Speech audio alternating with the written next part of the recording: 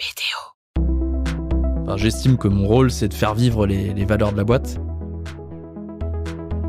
J'ai été interviewé à peu près 120 dirigeantes à l'époque. Tous répondaient à peu près la même chose, qui était j'adore mon expert comptable, c'est mon médecin de famille, mon généraliste, quoi. Le cœur de tout, c'est quand même les gens.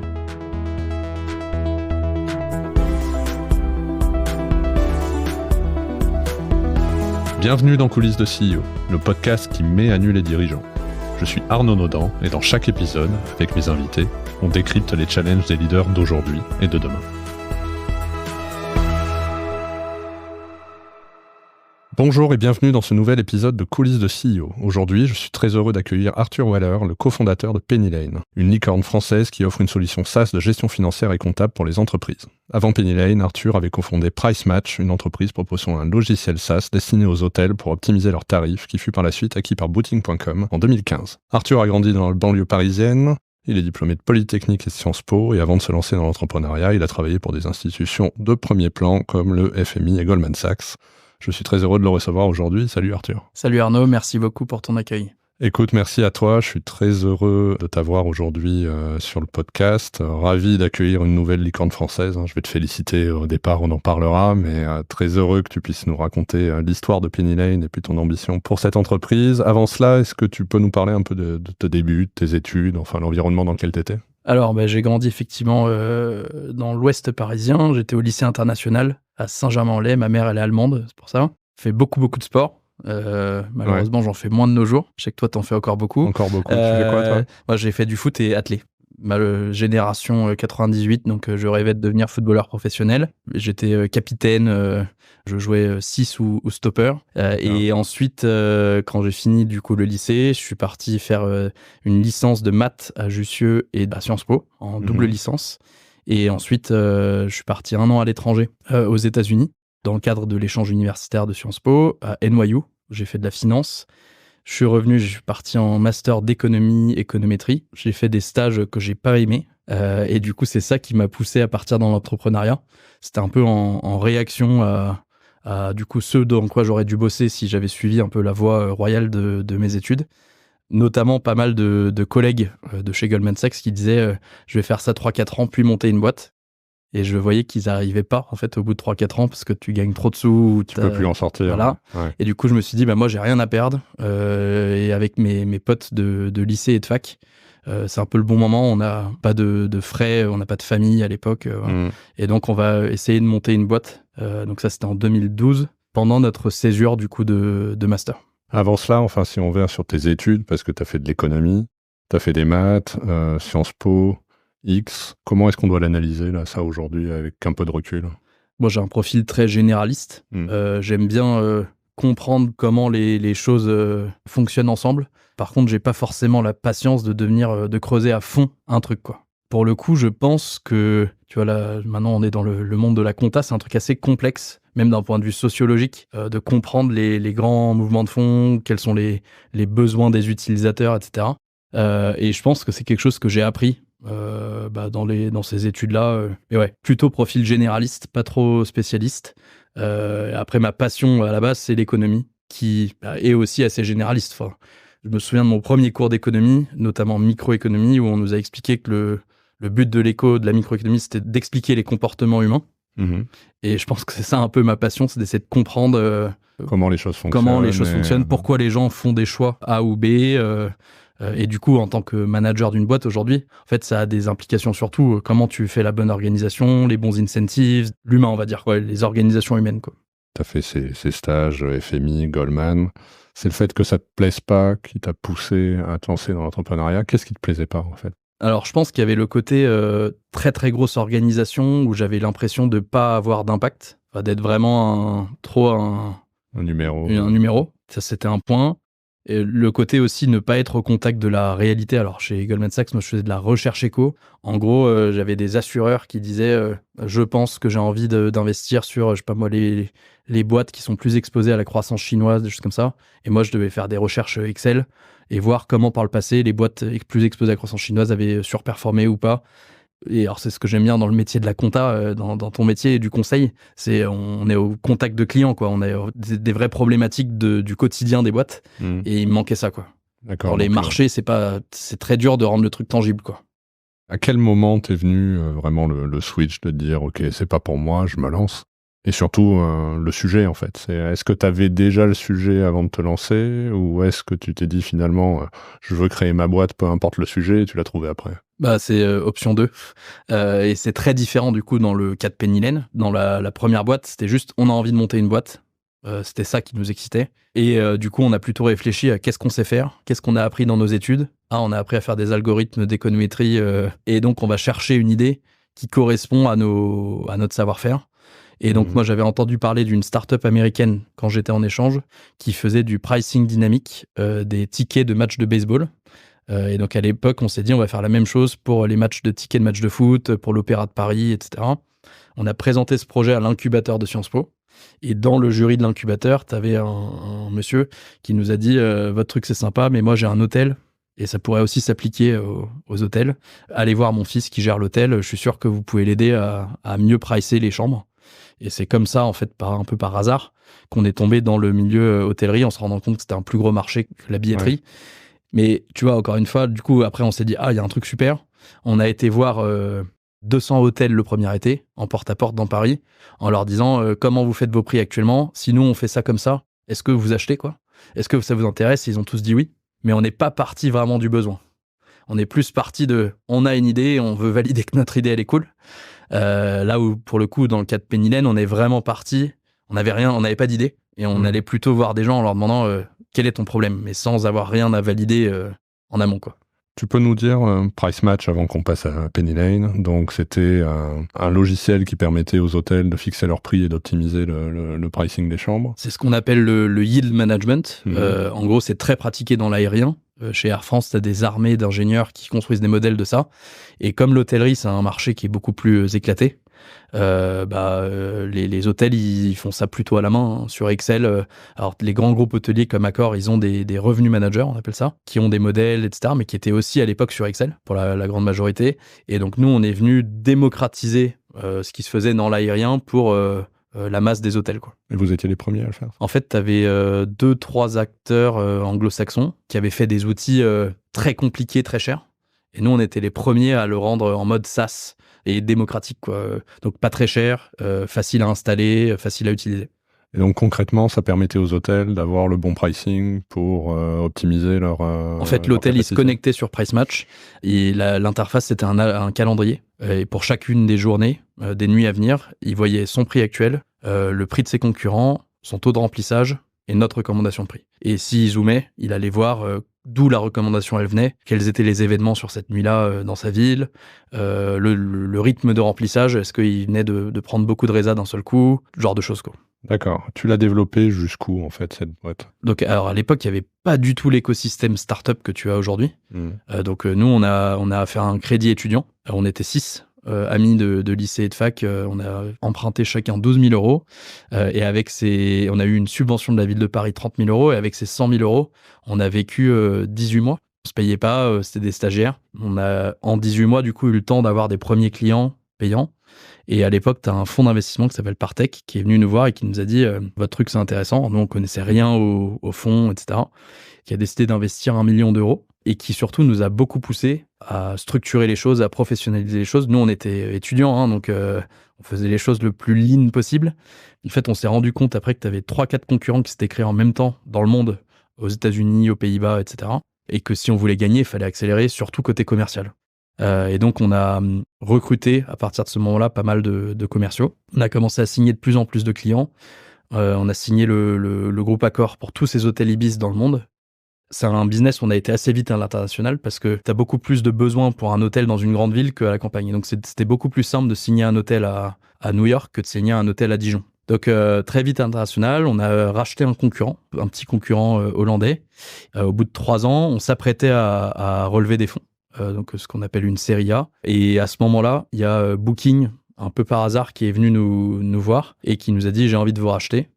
On n'avait pas du tout anticipé ni prévu. Et donc on a décidé à ce moment-là, nous, de vendre à Booking. Et du coup, après, on a passé 3 ans chez Booking au siège à Amsterdam.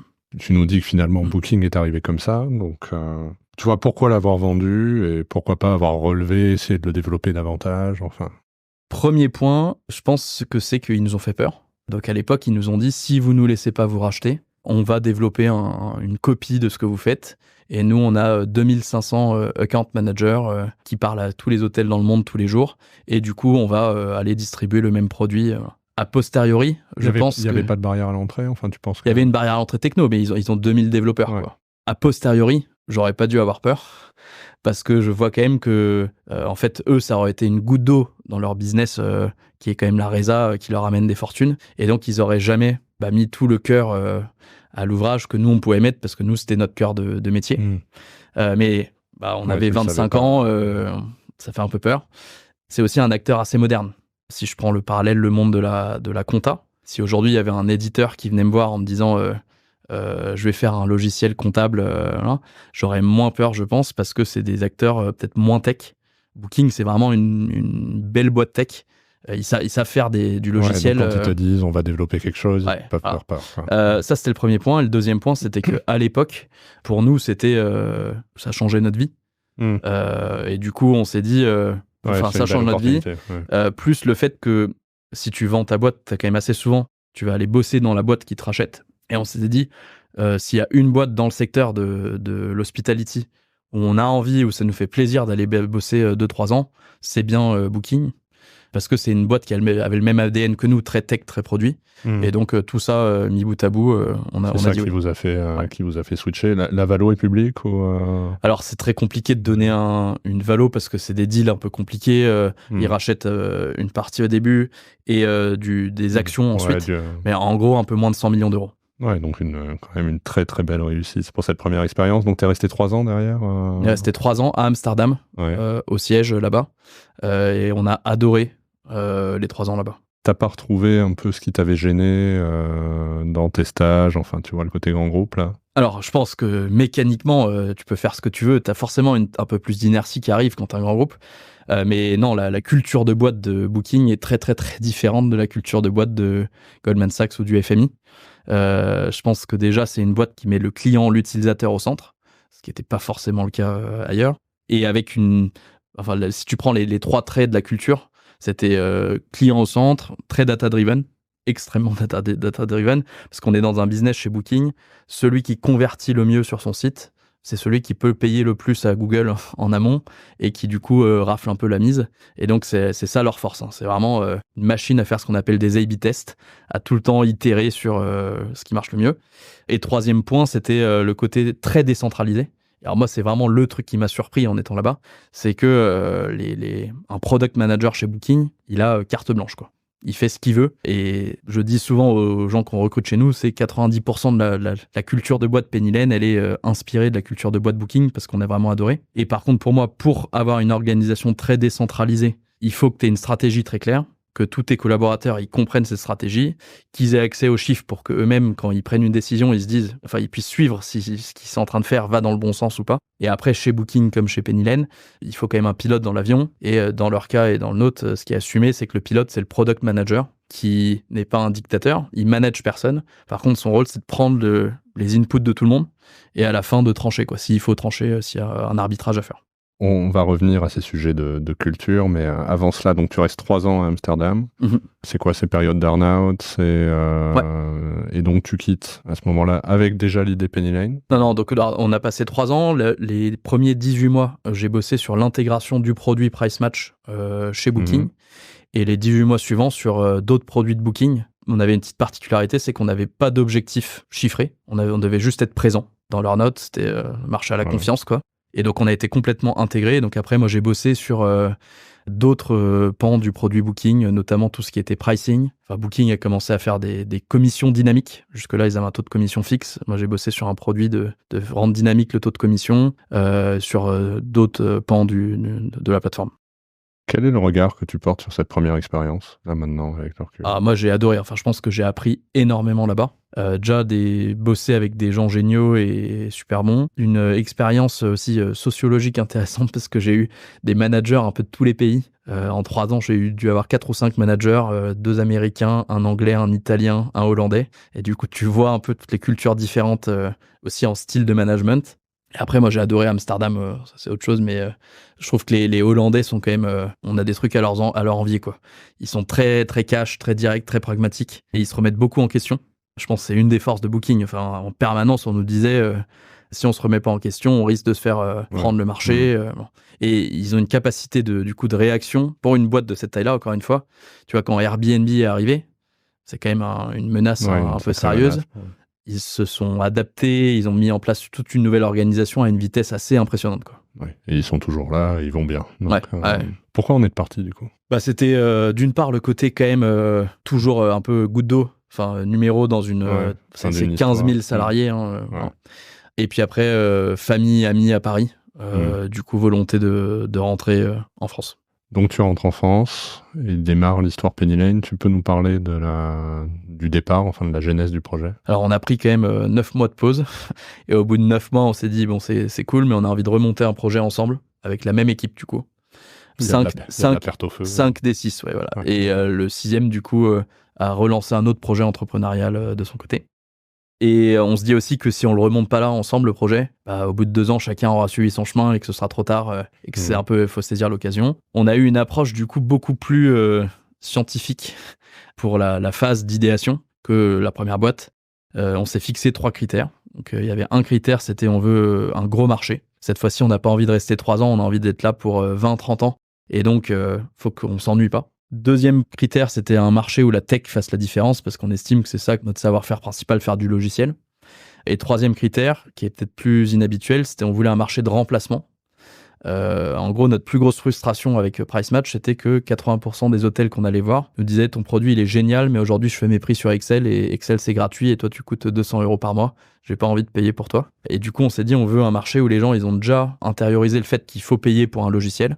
Et alors ça vient avec son lot d'enjeux, c'est que tu dois faire mieux, tu dois migrer, mais au moins on disait qu'on avait plus de contrôle de notre destinée si tu dois remplacer plutôt que évangéliser et créer un besoin. Et créer un nouveau besoin.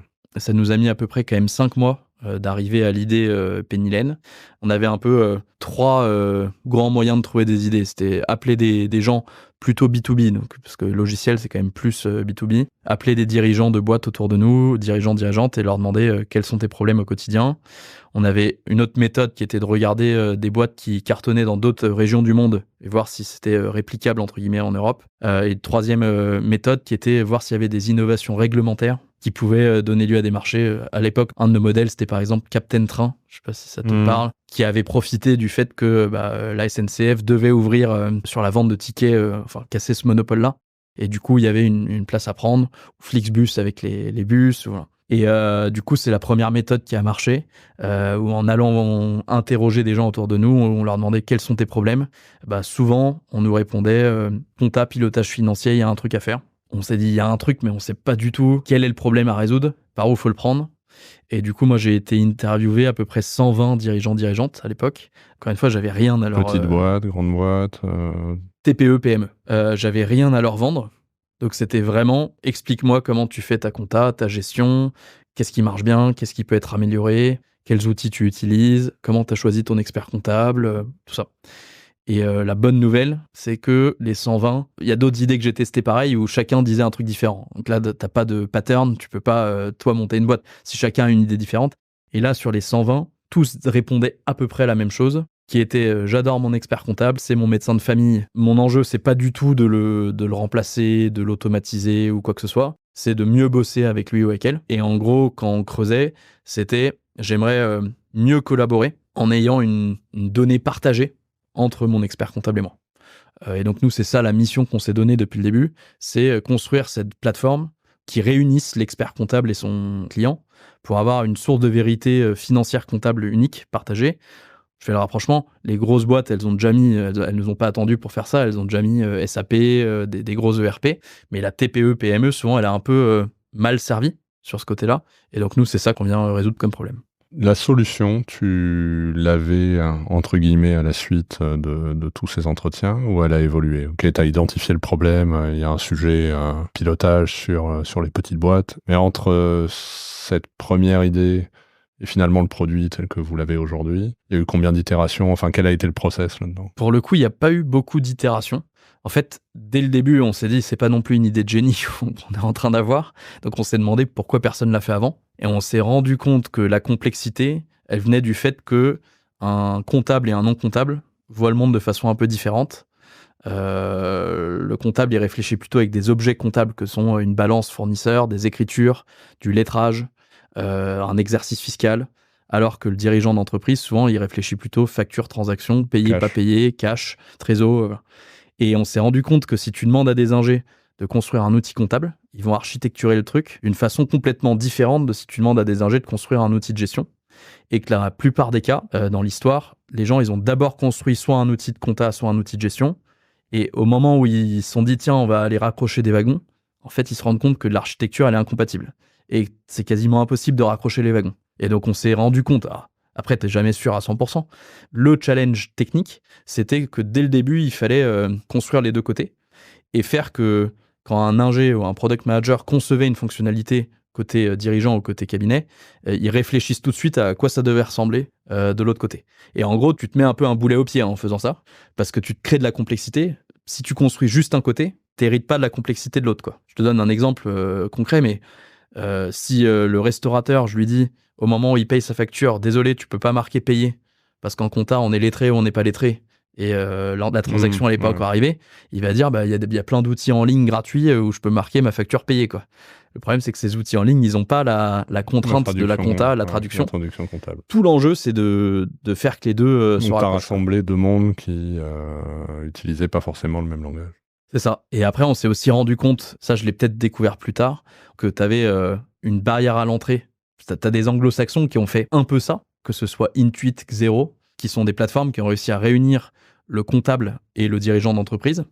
Le problème, c'est qu'ils l'ont fait dans le monde anglo-saxon, où dans le monde anglo-saxon, la compta et la fiscalité sont pas aussi liés que c'est le cas en Europe. Il y a plein d'autres différences, mais en tout cas, la compta et la fiscalité sont beaucoup plus complexes en Europe continentale. Et donc, tu as une barrière à l'entrée naturelle en Europe qui fait qu'ils ne peuvent pas venir reproduire le modèle. Et donc, c'est pour ça que en Europe continentale particulièrement, le marché, il était plutôt trusté par des acteurs assez anciens qui sont très, très, très profonds sur la partie métier compta, mais qui ont beaucoup de dettes techniques, quoi. Donc aujourd'hui, après nous avoir expliqué l'idée de départ et la solution que vous allez rechercher, si tu pitches Penny Lane aujourd'hui, le produit en tant que tel? C'est du coup outil tout en un, compta finance, qui traduit en permanence de la compta en gestion et de la gestion en compta, et qui permet à un dirigeant d'entreprise de pouvoir avoir toutes ses finances au même endroit. Quand je dis toutes ses finances, c'est ses achats, ses ventes, sa trésor, un compte bancaire. Et que quand ils prennent une action, qu'ils prenaient déjà par ailleurs, ça se traduise en compta pour son cabinet, et que quand le cabinet prend une action, ça vienne se traduire directement pour lui en gestion. Et le but, c'est de libérer du temps sur ces tâches-là pour pouvoir permettre au cabinet de faire plus de conseils, plus d'accompagnement au pilotage. Voilà. Moi, j'étais assez bluffé parce qu'au début, je connaissais pas vraiment le milieu, mais vraiment, tous les dirigeants d'entreprise au début disaient « ne fais pas le pay-fit de la compta », en disant Payfit, pour le coup, a eu cette approche de dire je remplace le gestionnaire de paye. En fait, les gens me disaient j'ai pas envie de remplacer mon comptable, et surtout, j'ai pas envie d'avoir ce risque, parce que c'est quand même compliqué. Les gens se rendent compte que c'est pas tu remplis quelques cases et par magie, ça sort une fiche de paye super ou un bilan super. Et peut-être que sur la compta, encore plus que sur le social, les gens disaient je cherche pas à parler que de compta avec mon comptable, quoi. Je vais appeler mon comptable pour savoir si je dois acheter ou louer mes murs. Comment je prépare ma session, et donc voilà. Ouais, bien sûr, je vais aller forcément dans ton sens, tu t'en doutes, mais on parle de la disruption de ce métier depuis des années. Là où je pense que nous, on était convaincus, c'est effectivement de se dire, de toute manière, la technologie va nous permettre à un moment donné d'automatiser un certain nombre de choses et de nous focaliser vraiment sur la valeur ajoutée. Et effectivement, je pense que nos clients, quand ils nous appellent sur ce métier, ils s'attendent plus à avoir un conseil que la pure gestion de leur compta, qui était encore faite par des experts comptables aujourd'hui. Donc on était assez convaincus, et je pense que c'est là où on s'est retrouvés. C'est d'arriver à trouver une solution qui nous permette effectivement de remettre le client au cœur de la stratégie et de se dire comment est-ce qu'on répond à son besoin premier, qui est d'avoir de l'info financière, enfin globalement son cash et ses ventes, ses marges et des données finalement de gestion, et nous de faire notre travail plus vite pour se focaliser sur les tâches à valeur ajoutée. Cette promesse, tu l'avais identifiée vraiment dès le départ en fait. C'est le côté un peu accès. Alors instantané, c'est un grand mot. Je pense qu'avec la facture électronique, ce sera instantané. Parce que tu auras les flux qui arriveront automatiquement. Mais c'est accès instantané et à de la donnée qui me parle à moi, dirigeant d'entreprise, et que ce soit lié à la compta, qu'il n'y ait pas du travail fait en double. Qu'est-ce qui a été clé dans le développement? Parce que je le disais, là, vous venez de relever, tu t'es dit, souvent quand j'en discute avec des entrepreneurs, il y a un moment, un peu un momentum où ça y est, ils réalisent que le product market fit, il fonctionne, ça y est, c'est en train de partir, tu vois que ton produit commence à se développer. À quel moment ça a été jusqu'à aujourd'hui, ou tu vois, est-ce qu'il y a eu un moment où tu t'es dit ça y est, ça parle? Alors, je suis plutôt, je pense, perfectionniste, et du coup, je suis toujours frustré, et je suis sûr qu'il nous manque toujours des trucs. Mais pour moi, ce qui a fait qu'on a été vite, je pense qu'il y a l'équipe fondatrice, 5 de la première aventure, plus Edouard, qui est un ami de lycée, plus Alexandre, qui était notre expert comptable. Et du coup, Alexandre, il s'était mis à son compte depuis 6 mois. Et il a lâché son cabinet. C'est un de mes associés qui gère aujourd'hui toute la partie déploiement support des cabinets partenaires.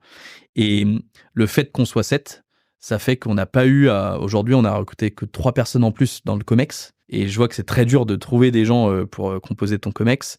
Et le fait que les 7, on se fasse super confiance et tout, je pense que ça nous a permis de ne pas perdre de temps. Le deuxième point, on est quand même dans un métier, nous, très produit tech. Et donc, je pense que c'est notamment ce qu'on a appris à faire chez Booking, de gérer des grosses équipes de R&D et d'avoir une grosse vélocité. Parce que la compta, c'est pas de la rocket science. On n'est pas en train de construire des fusées. C'est juste une largeur, un périmètre fonctionnel à couvrir qui est gigantesque. Les outils existants, ils ont beau être vieillissants, ils sont extrêmement profonds d'un point de vue fonctionnel. Et en plus de ça, nous, on s'attaque aux deux côtés. Donc, à la fois à l'outil existant, côté cabinet, mais aussi à tout l'outil de gestion, banque et tout. Notre principal enjeu, c'est de sortir vite des nouvelles fonctionnalités, qu'elles soient bien. Pour moi, le secret, c'est notre organisation avec justement ces product managers là, et le fait que cette organisation elle soit très décentralisée et que du coup on arrive à courir vite parce que chaque petite équipe elle est responsable d'un truc super précis, elle comprend comment ce truc précis s'inscrit dans la stratégie plus globale de la boîte et elle a toute autonomie pour y aller et elle n'a pas l'impression qu'il y a une lourdeur autour d'elle, quoi. Je pense que c'est ça qui fait la rapidité. Et côté entreprise, est-ce qu'aujourd'hui, je ne sais pas si tu peux nous dire un peu combien d'entreprises l'utilisent? Aujourd'hui, tu as environ, on va arriver là à 5% des entreprises françaises sur la plateforme. Donc 150 000 entreprises sur la plateforme. Donc sachant qu'on était à 3000 il y a 2 ans. Okay.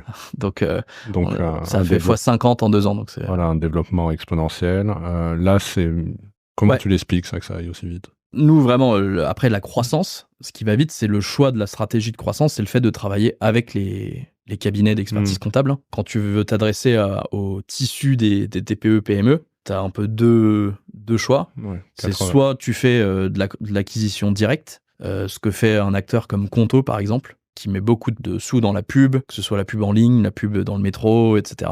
Soit tu décides de travailler avec un partenaire.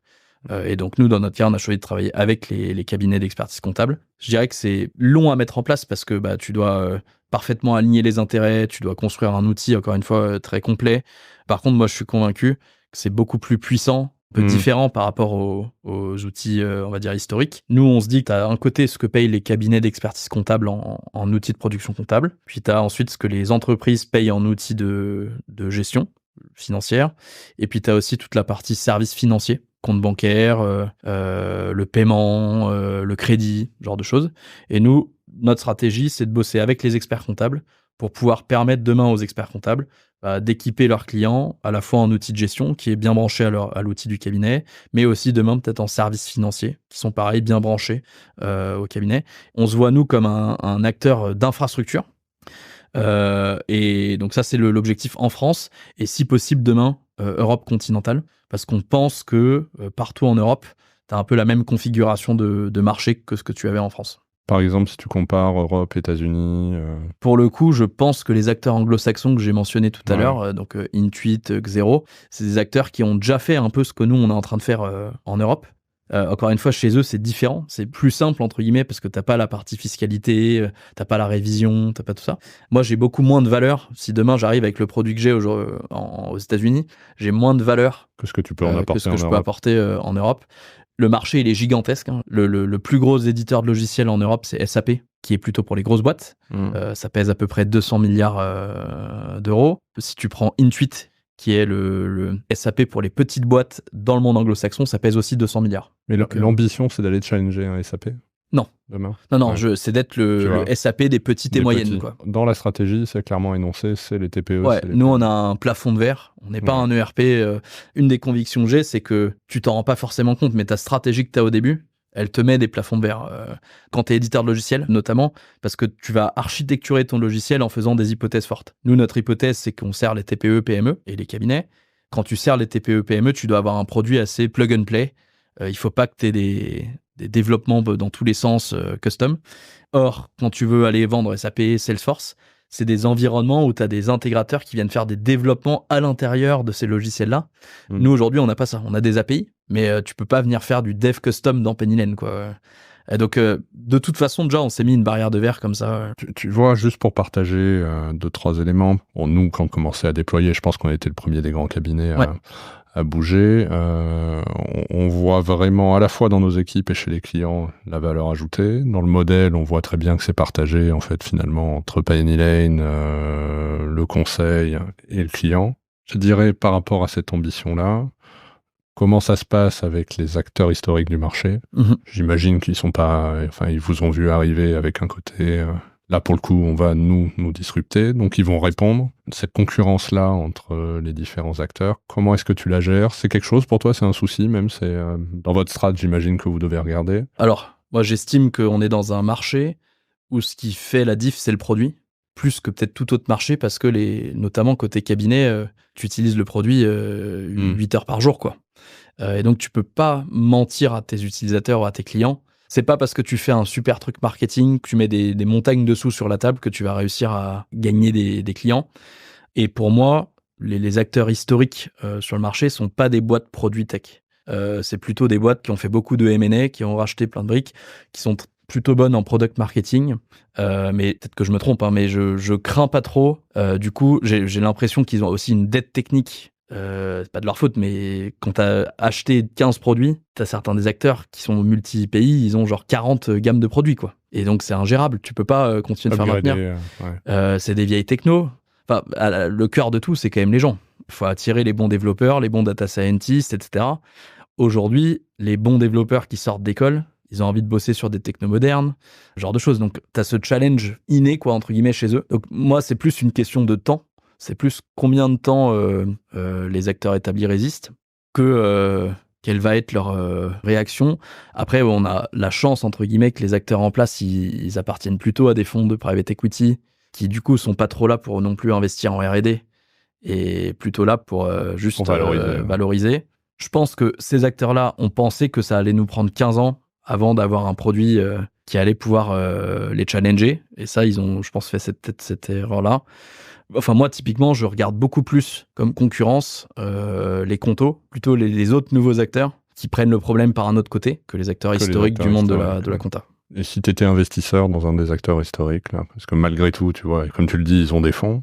Ton point de vue, qu'est-ce que c'est plié et, la chute, elle est annoncée ou... Alors moi, ce que je vois des acteurs historiques, c'est qu'ils vont plutôt essayer de défendre certaines parties de marché. Notamment, tu as un acteur qui aujourd'hui...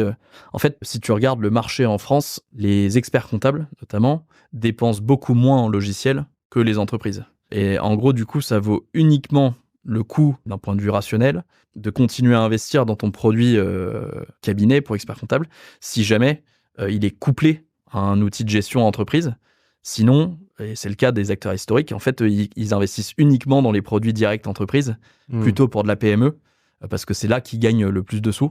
Donc là où je les vois réagir, plus sur le segment, c'est plutôt sur le segment PME, où ils vont essayer de défendre leur parc, on va dire. Ils bossent pas mal souvent avec des intégrateurs, donc ils vont essayer de menacer gentiment les intégrateurs en disant si tu vas bosser avec Penny Lane, tu auras des problèmes. Tout à l'heure, je disais, j'ai vendu ma boîte à Booking. Une des raisons, c'était que j'avais peur.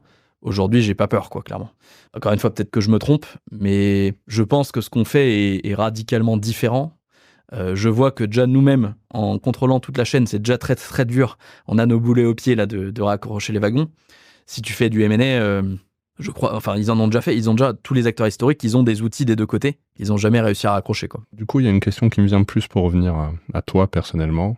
Tu t'es fixé, toi, un moment, un objectif où tu ressors, tu relances dans un autre projet, c'est entre guillemets ta dernière aventure. C'est ma dernière. C'est ta dernière aventure. C'est ce qu'on s'est dit au début, nous. Ouais. C'est quand même une débauche d'énergie. Enfin, le début notamment, toujours aujourd'hui, mais le début, c'est quand même très stressant, une grosse débauche d'énergie. Donc moi, je sais que c'est ma dernière aventure, en tout cas de la sorte. Si dans 20 ans, je fais autre chose, ce sera plutôt on va dire un lifestyle business, un resto ou un truc comme ça. Et du coup, c'est aussi pour ça qu'on voulait un gros marché. La chance qu'on a avec la compta, c'est que la compta, c'est le cœur des flux. Donc en fait, cette donnée-là, elle peut te permettre d'aller un peu dans tous les sens. Je parlais du paiement, peut-être que demain, on pourra ensemble permettre aux entreprises de mieux acheter, plus local, moins cher. Enfin, il y a plein de choses que tu peux faire avec cette donnée comptable. Donc non, moi, je me suis pas donné d'objectif. Mon but, c'est de faire, si possible, comme je disais, un leader européen. Après, j'ai pas un truc chiffré ou quoi que ce soit. C'est juste faire la boîte la plus sympa possible. J'ai quand même, le côté aventure humaine avec les collaborateurs qui comptent énormément pour moi. Et après, si tu me demandais en intro un peu ce que j'avais fait avant, je fais souvent, moi, le parallèle. J'ai l'impression, dans l'entrepreneuriat, d'avoir retrouvé un peu ce que j'avais dans mes matchs de foot en tant que capitaine le dimanche, quoi. Mais je pense que j'aime bien aussi la compétition, quoi. Se battre un peu avec les concurrents, ça, c'est un truc qui me plaît. Et après, c'est le côté avoir un impact. C'est ce qui me manquait dans mes stages. Quand j'ai un expert comptable ou un dirigeant d'entreprise qui m'appelle et qui me dit ton outil, ça m'a changé la vie, c'est la plus grosse récompense que je peux avoir. Et on cherche aussi du coup à embaucher des gens qui sont drivés par la même chose, quoi. Et la chance qu'on a avec la gestion financière, c'est que c'est un truc du quotidien et c'est ça qui est super motivant, quoi. C'est que tes utilisateurs, ils utilisent ça un peu tous les jours. Voilà. Ça nous plaît. Tu disais quand tu recrutes des gens qui sont animés par ça, tu avais dit deux choses, l'impact et la compétition. C'est les deux, c'est l'un plus que l'autre? C'est plus l'impact, ouais. Alors moi, il y a le sujet que tu évoques qui m'intéresse pas mal, le sujet compétition, sur le rôle d'un dirigeant et sur ce qui anime les dirigeants. Moi, tu vois, à titre personnel, je suis très compétiteur. Et c'est vrai que c'est quelque chose qui, je dirais, alors c'est pas une fixation, mais c'est vrai que bon, quand on gère un business, on veut grossir, on veut prendre des parts de marché, et donc j'ai quand même la conviction que quand on dirige une entreprise, il y a une part de ça dans la personnalité. Ouais, si on n'aime pas la compète, si on n'aime pas la concurrence, ça peut devenir assez compliqué. Toi, tu as clairement indiqué que voilà, c'était ça. Mais quand tu as lancé le projet, est-ce que c'était, tu vois, une volonté de te réaliser toi-même dans l'entrepreneuriat avec un nouveau projet? Ou est-ce que c'était, effectivement, il y a des acteurs historiques qui sont vieillissants, techno, plus adaptés, il y a une fenêtre et en gros, je vais aller casser le marché? Un peu des deux. Me réaliser, oui, parce que on avait la frustration de la première aventure. Enfin, on n'a jamais regretté, mais on l'a arrêté très tôt, quoi. Et puis, on voyait aussi qu'entre-temps, l'écosystème startup s'était vachement développé et que tu avais de plus en plus de nos amis qui lançaient des boîtes qui continuaient au-delà des tout débuts avec des problématiques qui sont différentes. Aujourd'hui, on est 400, c'est différent de quand on était 80, tous étudiants plus ou moins aux sorties d'études. Donc, c'est aussi voir des nouvelles choses, des nouveaux enjeux. Mais effectivement, le côté concurrence et la grosse boîte effectivement un peu vieillissante, je trouvais que c'était une cible un peu sympa, motivante pour lancer ton produit, quoi. Tu utilises ça pour engager tes collaborateurs, enfin pour les motiver, ça fait partie de la culture. On est en train de transformer le marché, on va. Ouais. Je disais impact, on cherche des gens assez ambitieux. Moi, je suis assez convaincu que si dès le début, typiquement, si nous au début on avait dit on va faire juste un outil de gestion, en fait, tu fixes un niveau d'ambition. Derrière, tu peux pas aller dire, en fait, tiens, je vais aller développer un outil comptable parce que c'est tellement profond que je pense que si dès le début, t'as pas dit, c'est là où on va, c'est très, très dur derrière de changer de cap, quoi. Donc, on n'est surtout pas agressif. Enfin, moi, je respecte grandement les concurrents. Surtout, t'as des produits qui sont anciens et qui sont encore adorés. C'est-à-dire que ceux qui les ont construits, ils ont fait des bijoux, quoi. Mais par contre, oui, c'est motivant d'avoir la concurrence. Et je pense que c'est aussi bon pour le marché d'ailleurs, pour les experts comptables, que t'aies un peu des nouveaux acteurs qui viennent faire bouger les choses. Moi, j'estime que mon plus gros risque, à moi en tant que dirigeant de Penny Lane, le risque également de mes partenaires experts comptables, ce serait d'être marginalisé à plus un rôle de conseil fiscal, et pas faire toute la partie conseil en gestion. Et moi, si ça arrivait, moi, je serais marginalisé, entre guillemets, avec, quoi. Tout mon enjeu, c'est de faire que les experts comptables, ils aient tout leur rôle qui soit au centre des flux. Donc, ouais. Comment tu disais, donc vous êtes 400 aujourd'hui, donc on peut dire hyper croissance. Qu'est-ce qui a été le plus dur, en fait? Voilà, dans le parcours de croissance jusqu'à aujourd'hui, qu'est-ce qui a été le plus dur? Alors, je vais peut-être commencer par le contraire, ce qui est peut-être en termes de facile. Dans ma boîte d'avant, du coup, Price Match, c'était une boîte à prédominante sales, parce que tu pouvais faire le meilleur produit, il fallait aller chercher chaque hôtel un par un, etc. Je trouve que c'est beaucoup plus compliqué de scaler une boîte sales que de scaler une boîte tech. Certes, on est 400, mais comme je te disais, sur les 400, tu as à peu près 250 personnes en R&D. Et je pense que nous, on sait beaucoup mieux faire ça. Et c'est des profils peut-être plus... que nous, on a plus de facilité à recruter, à garder. Sur ce qui a été compliqué, encore une fois, c'est un gouffre sans fond. Donc à chaque fois, tu crois que ton produit, ça y est, t'arrives au bout. Et en fait, il y a encore toujours une nouvelle fonctionnalité, un nouveau truc qui manque. Et donc de garder les gens motivés, engagés, qui baissent pas les bras, ça a été un challenge. Trouver les premiers cabinets qui nous ont fait confiance, c'était aussi un challenge parce que c'est quand même c'est un gros changement pour un cabinet. Et après, tu as eu quelques choix. Enfin, moi, j'estime que... Pardon, je te coupe juste là-dessus, parce que tu dis c'est un gros changement. Enfin, nous, on l'a vu, et encore, vu qu'on est gros, on a pu accompagner quand même le changement avec des équipes dédiées pour les migrations, des formations. Enfin, je veux dire, là, on arrive au bout de la migration. Et je pense qu'on a dû migrer 80% de l'ensemble des clients du groupe. Mais effectivement, c'est une vraie gestion du changement, en fait. On l'avait pas, et nous, c'est intéressant, parce que finalement, d'avoir cet échange avec toi aujourd'hui, ça me permet aussi de prendre du recul et de dire, je pense que quand on a lancé, nous, nos réflexions, il y a un peu plus de 3 ans, sur nos outils existants et sur la manière dont on voyait évoluer le métier, on a, je pense, initialement vu ça comme un changement purement d'outils. Et en fait, assez rapidement, on s'est rendu compte qu'on n'était pas en train de changer un outil, on était en train de changer complètement le modèle économique de notre métier, la façon dont on allait travailler avec nos clients, la façon dont on allait former nos collaborateurs, le type de profil qu'on allait devoir recruter, la manière d'accompagner tout ce changement, et que c'était beaucoup plus structurant, en fait, qu'un simple changement d'outil. Donc finalement, les partenaires sont embarqués dans ce process de changement. Et tu disais, vous êtes jusque-là le cabinet avec qui on a bossé qui a fait la migration que nous, où on est le plus impressionné du professionnalisme de migration et de la gestion de projet. Merci. Mais du coup, tu t'imagines que pour un cabinet plus petit, qui n'a pas toutes ces équipes de gestion de projet, c'est encore plus challenging, quoi, parce que c'est un projet, effectivement, d'envergure, quoi. Sur les autres choses qui ont été compliquées, jusque-là, on n'a pas eu trop de... Enfin, après, c'est plus de tous les jours. Hein. C'est plus que c'est une bataille de tous les jours. Mais j'ai pas un grand truc comme ça qui me vienne, un grand drame qui soit arrivé. Comment tu t'es préparé finalement au rôle cofondateur, CEO d'une grosse boîte quand même maintenant? Est-ce que tu as vu vraiment une évolution dans ta personnalité, ton leadership et ton rôle entre l'entrepreneur et aujourd'hui finalement le dirigeant d'une société, d'une grande société avec beaucoup de people? Plutôt établi. Alors, déjà, moi, je suis devenu un peu CEO par hasard, entre guillemets. Dans la première boîte qu'on a lancée, Price Match, on était 6 cofondateurs et on avait dit, justement, on veut pas de hiérarchie, on veut pas de CEO. Et en fait, c'est au moment où on a levé des fonds, avec Partech, notre investisseur a dit, déjà, vous êtes 6, ça nous fait peur. Qu'est-ce qui se passe si vous engueulez? Et en plus, on veut pas parler à 6 personnes, on veut échanger, on va avoir un interlocuteur chez vous. Et c'est eux qui ont dit, Arthur, c'est celui avec qui on a échangé, le courant passe bien, et du coup, mettez Arthur en CEO.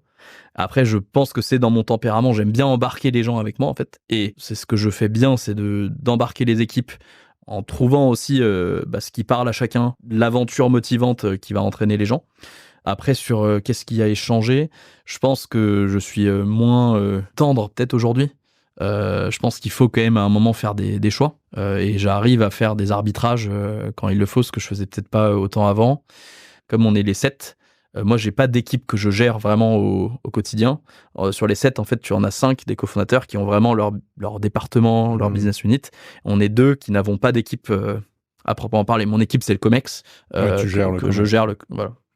C'est plutôt du leadership par l'exemple.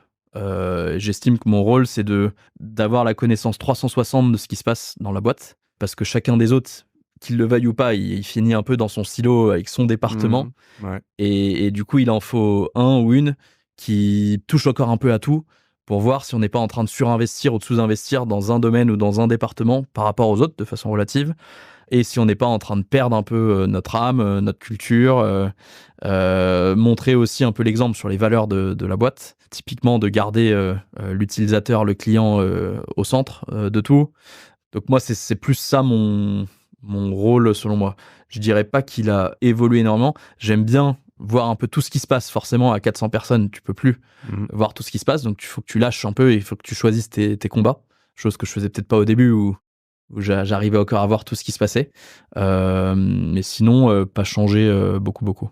Comment tu gères le stress? T'as une technique? Alors, je le vis plutôt de façon positive, comme dans le sport. Tu vois, avant le départ de ta course ou autre, c'est plutôt de l'adrénaline pour moi. Et deuxièmement, c'est en parlant. Pour le coup, je pense que je ne pourrais pas être un CEO ou un solo founder. Je supporterais pas, je pense, d'avoir tout le poids sur mes épaules. Je le supporte parce que j'ai notamment mes associés. Enfin, je vais pas du tout cacher le stress. Je vais pas du tout dire, faire semblant que j'ai pas de stress, que tout va bien. Je vais plutôt en parler très ouvertement avec les gens autour de moi pour essayer d'avoir leur avis et voilà. Tu disais que ton COMEX aujourd'hui, On est 10. 10, 7 founders, 6 Ouais, founders. 7 founders et plus du coup notre DRH, notre CMO et puis Brieux qui nous a rejoint pour s'occuper du programme intégrateur. C'est intéressant parce que finalement on est assez proche, je dirais en termes de gouvernance. Et bon, moi, mon COMEX c'est les associés, donc c'est les actionnaires, les associés. Enfin, donc finalement tu vois le côté hiérarchique, c'est un peu la particularité des cabinets d'audit, d'expertise et de conseil. Du coup, ça nécessite d'avoir quand même un process de décision qui est hyper collégial. Enfin, tu gères pas une boîte comme si c'est t'étais pareil chez nous. patron, etc. Donc toi, tu t'es organisé comme ça. Ouais, nous c'est très collégial. Après, encore une fois, il y a quelques rares moments où il faut faire des arbitrages. Moi, dans l'histoire de Penny Lane, c'est plutôt... on était tous d'accord sur ce qu'il fallait faire. La question, c'était plutôt quand. Voilà. Donc, gérer les priorités, le calendrier, fixer le cap. Quoi. Est-ce que tu fais partie de ceux qui pensent que finalement, l'entrepreneuriat aujourd'hui, c'est la tech, si je devais schématiser, que la tech apporte toutes les solutions et finalement quand on voit les grandes réussites, c'est vrai qu'il y a eu ce mouvement sur la tech et donc beaucoup d'histoires entrepreneuriales très successful sur la tech. Tu vois, est-ce que ta thèse d'investissement aujourd'hui, quand tu investis tes deniers personnels, c'est la tech absolument parce que c'est que ça, ou au contraire, oui, il y a la tech, mais il y a d'autres secteurs, etc. Donc c'est plutôt non. Pour le coup, je pense que il y a eu un peu une bulle autour de la tech et que ça a un peu eu un effet malheureux d'attirer trop de gens vers la tech et pas assez vers l'économie réelle, entre guillemets. Et donc, je pense que tu as quelques secteurs où la tech peut vraiment transformer les choses, mais quelques secteurs où la tech, c'est plus du nice to have. Parfois, lesquels, par exemple? J'ai pas un exemple précis en tête, mais j'ai quand même souvent entendu des startups me pitcher des trucs. T'as envie de leur dire, oui, c'est cool, tu vas automatiser un truc, mais c'est un truc qui prend 2 minutes. Ça change pas. Voilà. Donc, non, je suis plutôt, et y compris aussi dans mes investissements, j'ai investi dans pas mal de boîtes qui sont pas de la tech. J'ai en tête par exemple une boîte en Angleterre montée par une amie de master qui s'appelle Bellevie, qui essaie d'appliquer la méthode agile sur l'aide aux personnes âgées à domicile, mais en gros d'essayer de résoudre le problème qu'on n'arrive plus à avoir des gens qui bossent pour aider les personnes âgées à domicile, et souvent ils sont mal organisés et du coup les conditions de travail sont pas sympas. Donc elle essaie d'appliquer, c'est pas forcément du logiciel, c'est plus le mode d'organisation, créer des sortes de coopératives entre aidants. J'ai un peu investi dans des restos, mais ouais, pas que de la tech. Et je pense que parfois c'est un peu surcoté, quoi. Ouais, et puis on l'a vu là sur l'hiver de la tech avec la chute des vélos, mais c'est vrai qu'on a, ça peut donner le sentiment que finalement les grosses réussites entrepreneuriales aujourd'hui et encore dans les boîtes qui se lancent sont liées à la tech. Là où au contraire certains, et je ferai plutôt partie de cette catégorie-là, se diraient oui, il y a la tech va nous permettre de gérer beaucoup de nos problématiques, mais néanmoins l'entrepreneuriat de demain, c'est l'impact, c'est la durabilité, c'est voilà tous les business qui vont nous permettre de régler les problèmes de société. Et la tech peut être un outil, mais c'est pas. Je pense que sur la tech, faut juste pas rater les gros, quoi. Enfin, moi, le truc que je dis toujours, c'est si tu m'avais demandé il y a 20 ans si les taxis parisiens allaient tous payer 20% de commission à des Américains, j'aurais dit non, c'est pas possible. c'est un peu dommage d'avoir raté un truc comme ça et pas avoir nos propres plateformes, typiquement concurrentes à Uber ou je ne sais quoi. Voilà, j'ai l'impression que sur ces grandes plateformes, on a un peu été naïfs parfois en Europe. Et sur l'IA, t'as pas l'impression que c'est un peu la tendance? Enfin, il y a Mistral maintenant. Ouais, j'ai l'impression qu'il y a quelques boîtes en France qui... Alors, commence à y aller. Ouais, j'ai l'impression que sur l'IA, mais je suis peut-être naïf à mon tour, mais j'ai l'impression que t'as cette histoire que t'as relativement peu de gens qui maîtrisent la techno et que sur ces gens, il y a trop de Français comparé à notre place dans le monde, quoi. Et qu'on a peut-être une petite chance d'avoir notre mot à dire là-dessus. Mais oui, peut-être que c'est pareil que les marketplaces, ce qui s'est passé avant. Si j'allais interroger les collaborateurs de Penny Lane, pas les founders, pas ton Comex, et que je leur demandais, tiens Arthur, est-ce que tu peux me décrire le style de leadership d'Arthur? Tu penses qu'il te rejoindrait? C'est quelque chose que tu incarnes réellement dans l'entreprise? Enfin, tu disais, tu peux plus connaître tout le monde, mais tu arrives à insuffler finalement cette culture initiale des founders dans toute l'entreprise, surtout quand on recrute énormément de monde. Enfin, comment est-ce que tu fais pour que la culture, elle s'imprègne dès le départ? Alors déjà, c'est moi qui accueille tous les nouveaux. Ouais. Donc au moins je les vois quand même une fois leur premier jour. On passe 2-3 heures ensemble pour justement parler de la strat, qu'ils comprennent bien quelle est notre stratégie, qu'elle est claire, etc. Et après, comme je disais, j'estime que mon rôle c'est de faire vivre les valeurs de la boîte. Et donc notamment par exemple, un des trucs qu'ils te diront c'est il va aider un tout petit utilisateur, un tout petit client sur Slack, même si c'est pas normalement ton rôle de CEO d'aller aider le tout petit client, je vais le faire. Déjà parce que ça me fait plaisir, parce que c'est concret et j'aide quelqu'un et quand j'irai me coucher, j'aurai servi à quelque chose. Et aussi pour montrer l'exemple que dès que tu peux résoudre un problème pour un utilisateur, faut le faire. Un de nos pires cauchemars en tant que fondateur, c'était de se dire qu'en grossissant, les gens se diraient « Ah tiens, il y a un bug, mais comme on est 400, c'est quelqu'un d'autre qui va le résoudre. » On veut vraiment que si tu peux aider un utilisateur, c'est à portée de main, fais-le quoi. Et donc ça, c'est un truc que j'essaie de faire vivre vraiment. Là-dessus, il rejoindrait ce que j'ai dit. Quand tu travailles pas, tu fais quoi? Bientôt, je vais être papa pour la première fois, donc ça va me prendre, je pense, un peu de temps. Félicitations. Voilà, c'est prévu pour quand? Fin juin. Donc, je pense que ça va me prendre un peu de temps. Sinon, sport, voyage, famille, des trucs assez basiques, quoi. Il y a des sujets particuliers qui t'inspirent? Je sais pas si tu as besoin d'aller chercher de l'inspiration quelque part ou de... Moi, inspiration, je suis beaucoup l'actualité. Enfin, tout ce qui est géopolitique, j'aime beaucoup l'histoire aussi. Donc, j'aime bien aussi essayer de comprendre des conflits typiquement qu'il y a aujourd'hui, ou ce genre de choses. D'où ça vient, comment on en est arrivé là. Voilà. Et après, toujours pas mal tout ce qui est autour du sport. On parle beaucoup de la curiosité du dirigeant comme une qualité assez clé. Beaucoup des gens avec qui j'ai discuté sur podcast avaient effectivement, enfin si je devais faire le portrait robot là, de tous les CEO que j'ai eu, beaucoup sur l'histoire, beaucoup sur la curiosité. Comment est-ce que tu te formes en fait? Pour revenir sur la curiosité, je pense que les gens diraient que je vais à fond. Alors pour le coup, c'est contraire à ce que je t'ai dit au début. Je t'ai dit que j'étais assez généraliste dans les études, mais dans mes sujets d'intérêt passion, je vais plutôt à fond dans quelques sujets et je suis relativement peu curieux dans le reste. Sur comment je continue de me former, pas mal d'échanges, essayer d'être challengé par des pairs. Mes investisseurs un peu, après j'estime qu'ils sont pas sur le terrain, quoi. Ils ont pas trop... eux, ça va peut-être être plus sur des questions effectivement de strat, mais voilà. Et après, c'est plutôt en allant parler avec des gens du marché. Donc, notamment des utilisateurs, des dirigeants d'entreprise, des dirigeants de cabinets d'expertise comptable. Essayer d'avoir des retours. Alors moi, je pense, très dans le concret. J'ai du mal avec des coachs qui viennent me donner des trucs un peu très abstraits, des modèles de pensée et autres. Là, ça marche pas trop avec moi. Donc j'ai plutôt besoin de trucs très concrets et de me raccrocher à des cas d'usage. De tiens, t'avais ce problème, t'as eu telle solution, peut-être que moi je pourrais faire la même chose, quoi. D'où aussi la raison pour laquelle j'aime bien les podcasts, pour suivre ça et avoir des vraies histoires derrière, quoi.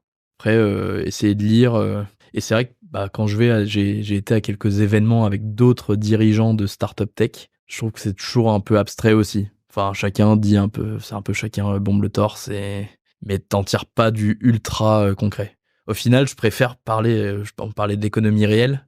Je trouve que j'ai plus de choses à apprendre de gens qui gèrent des vraies boîtes depuis longtemps, avec que d'autres gens qui ont... Dans le même secteur que toi, notamment dans la tech. Ouais, c'est intéressant. Un des engagements qu'on a pris, nous, dans le groupe, 2021 était de nous transformer pour être une force motrice dans la profession. Je pense que c'est ce qu'on a fait avec vous, mais c'est ce qu'on cherche à faire sur plein d'autres sujets, et notamment sur ce sujet de technologie, qui est globalement notre profession, qu'on soit les auditeurs, les experts comptables, les consultants, les avocats. On peut pas dire qu'il y ait une culture tech chez nous qui soit très développée. Et moi, j'ai ce sujet-là aujourd'hui qui est comment est-ce qu'on fait pour inculquer et diffuser une culture tech dans une boîte. Donc toi qui viens de ce milieu et qui connais bien aussi cette profession pour interagir avec, comment tu ferais? Alors, je pense quand même que de faire des échanges, des vies ma vie avec des boîtes tech, ça peut être un truc sympa, et d'ailleurs dans l'autre sens aussi, quoi. Donc d'envoyer des collaborateurs un jour chez nous, et que nous on envoie nos collaborateurs un jour dans une boîte qui fait autre chose. Je pense que ça peut ouvrir les yeux aux gens. Après, moi, j'étais assez sceptique sur les sujets d'intelligence artificielle générative. Et là, je suis passé de l'autre côté de la barrière, j'y crois à fond. On commence à utiliser ça de façon massive pour nos propres besoins en interne. Également, on développe des trucs pour les collaborateurs de cabinet.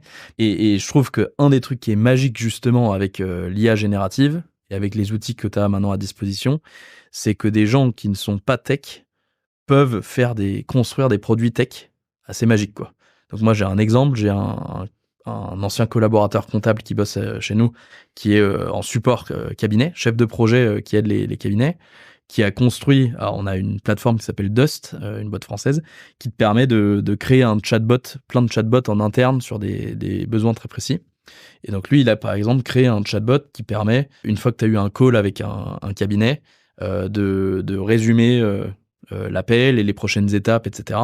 Et en faisant ça de façon complètement autonome, sans aucun développeur, il fait gagner 30 minutes par call pour chacun des gens de son équipe. Et donc, je pense pour le coup que l'IA générative est une opportunité incroyable, parce qu'elle met à portée de main de gens qui n'ont pas forcément une culture tech la possibilité de créer des trucs assez magiques, un peu comme ce qui était la promesse du no-code, low-code. Voilà. Mais en fait, je pense que l'IA va aller beaucoup plus loin là-dedans, quoi. Et donc, je pense que se saisir de ça, tu peux créer avoir des belles histoires, des beaux exemples. Et même d'un point de vue rétention, engagement collaborateur, j'ai jamais vu un sujet où, alors ça devrait pas être une fierté en tant que dirigeant, mais j'ai pas mal de collaborateurs qui bossent le soir et le week-end, entre guillemets, sur ces sujets-là, en dehors de leur job, parce que ça les passionne, quoi, et parce qu'ils se disent, je peux vraiment faire des trucs fous. Non, je trouve ça intéressant. Alors, tu vois, moi, j'étais assez convaincu dès le départ. Moi, dès que les premières versions de ChatGPT sont arrivées, j'ai passé pas mal de temps dessus. On est allé assez loin. Je suis d'accord avec toi que ça peut être un bon levier pour insuffler. Enfin, nous, on a Copilot, donc les 2000 collaborateurs. On a 350 licences sur Microsoft Copilot 365. On est en train de former pour les use cases, etc. Et c'est vrai que ça permet quand même d'accélérer, mais ce que je vois malgré tout, c'est que ceux qui font ça, et j'en ai aussi dans la maison, qui passent effectivement du temps perso à tester, etc., c'est déjà des gens qui étaient déjà un peu adeptes, un peu geeks, et qui voient ça effectivement positivement. Je pense que l'enjeu, ça va être effectivement comment est-ce qu'on le diffuse, et que des gens qui n'étaient pas forcément adeptes ou avec une culture tech vont sur l'IA. Après, c'est vrai que je suis d'accord avec toi, ça permet, c'est tellement intuitif et que ça peut embarquer certaines personnes. Ouais. Donc toi, l'IA maintenant, l'IA, tu l'implémentes et ça fait partie de vos outils au quotidien, au-delà du produit Pennyline dont on sait. Voilà. Mais alors, toi, en interne, avant tout, les développeurs, qui est le gros de ma population, utilisent GitHub Copilot, qui te propose du code automatiquement, et tu as un chatbot qui te permet de poser une question sur n'importe quel bout de code, d'écrire des tests ou autre. Et aujourd'hui, moi, je traque l'usage. 90% de mes devs l'utilisent au quotidien, Copilot. Et quand tu leur demandes, c'est du gain de productivité de l'ordre de 10 à 20%, donc c'est énorme à notre échelle. Ouais. Et après, ce fameux outil Dust qui permet de créer des bots uniquement à usage interne, branchés un peu nativement au Notion, Slack, Teams, et avec le côté sécurisé, hébergé chez eux. Donc ça, c'est un outil pas mal. La blague que je raconte, c'est que maintenant, notre équipe support nos commerciaux. Dès qu'ils ont une question, ils vont sur Slack. Ils mettent @Dust et ils posent la question. Hier soir, Dust a eu une panne. Et tout de suite, 5 minutes après, t'as les gens qui ont dit Dust il est parti du bureau trop tôt ce soir. Voilà.